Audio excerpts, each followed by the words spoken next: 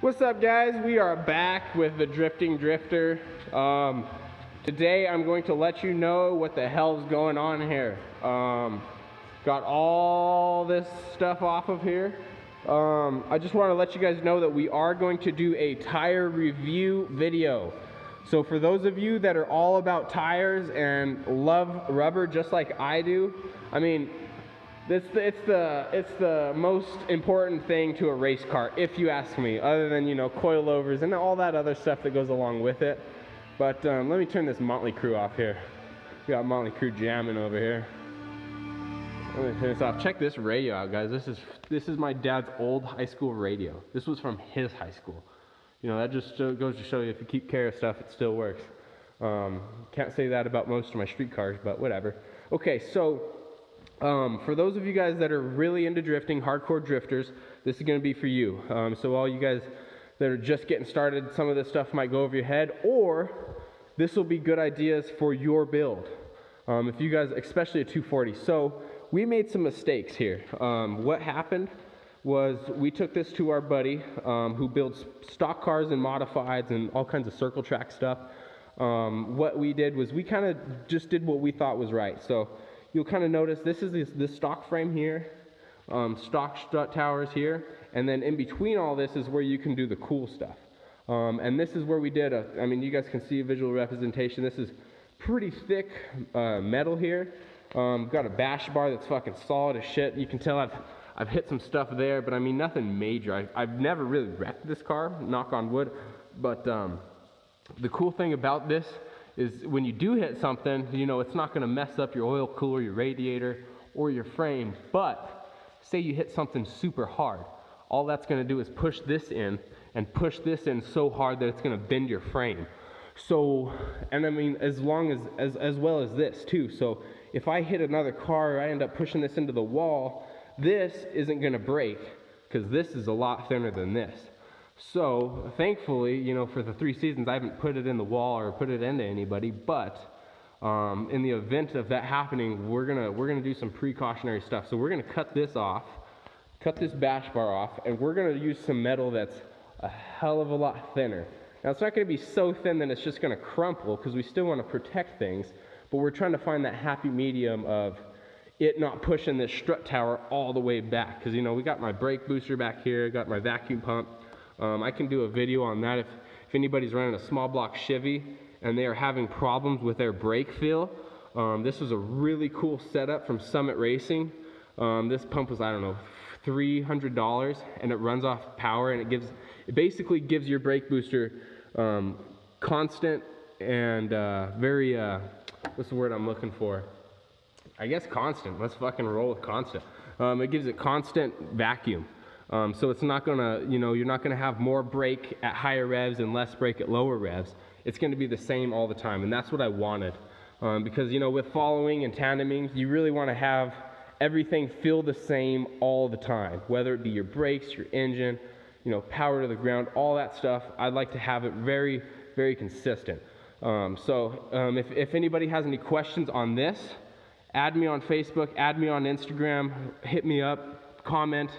For all you small block Chevy guys, or I mean small block Ford, fuck Ford by the way, but same thing applies. So give me a shout on that, and I can help you out with that. So we're gonna update this here, and we're gonna cut all this off here soon. The radiator's actually moving. We're gonna put the radiator to the back. It's going to the back of the bus. We're gonna leave the oil cooler up front. I don't know where I'm gonna put it. As you can see, I mean, we got a little bit of room. Once this radiator is out of the way, we're gonna have some room up here to play around. We're gonna do a kind of a breakaway front bumper also, so it's gonna be a bumper that can actually, you know, come off and come on with a couple of Cleco pins or something like that.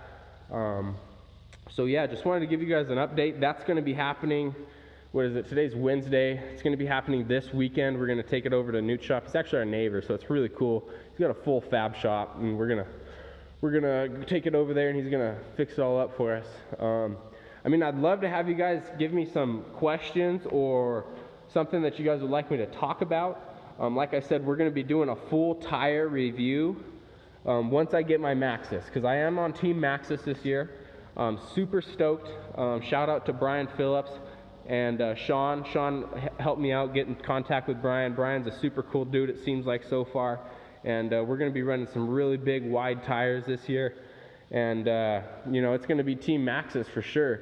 But I also want to give you guys an honest opinion review on all the tires that I've ran since 2012, because I've definitely ran a lot of tires since then, and a lot of different sizes, compounds, makes, even, you know, just from Federal RSRs to Super Streets to RSRRs. You know, I've ran all of them. So I want to give you guys a good, you know, basis to go off of, especially if you just first started drifting.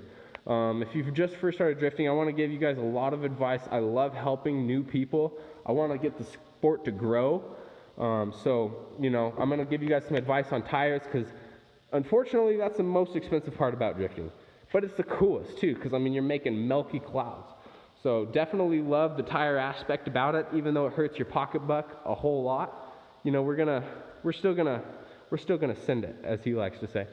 So just want to give you guys an update on this, kind of a little video on what's gonna be happening here. Waiting on a set of tires of the Maxxis so I can put them on the car and then do an actual Maxxis review. I'm going to be running the Vectras, and they're going to be pretty sweet. I got some 235, 35, 18s coming up front. Those are going to be pretty, they're actually a lot stickier. These are Keeleys 123Ss. They're at 200 compound, and I mean, people call them the cheater tires, you know, cheater tires. There's no cheating in drifting if you ask me, but whatever. Because they're 200 compound, super sticky, and they give you maximum grip. But these new Maxxis are going to be 70 less compound. They're 130 compound. So, I mean, you know, that's going to be a marshmallow of a tire if you ask me. So it's going to be pretty badass. I think the Maxxis is going to love the bald eagles. It's going to scream with those Maxxis on the front and back. And also, we're going to get these bad boy headers off, because those are bare ass headers. They don't have coating, wrap, nothing. And this son-of-a-bitch gets hot. So, gonna get those coated, but that'll be in another video. Just want to let you know. And if you guys have any, you know, questions or advice even on that, if you guys have a good coating company or a good brand to use, would love to hear your advice. I've never had to coat headers before. We've always wrapped them, but this time we want to coat them and wrap them. So, if you guys have any advice for me, that'd be greatly appreciated. Other than that, that's it on the bald eagle machine right now. Here it sits, a little bit bare, a little bit sad, but that's going to be okay, because it's going to be rocking and rolling here soon. Alrighty guys, Drifting Drifter is logging off, and hit me up in the comments. Love to hear what you guys have to say, and we'll go from there. Later guys.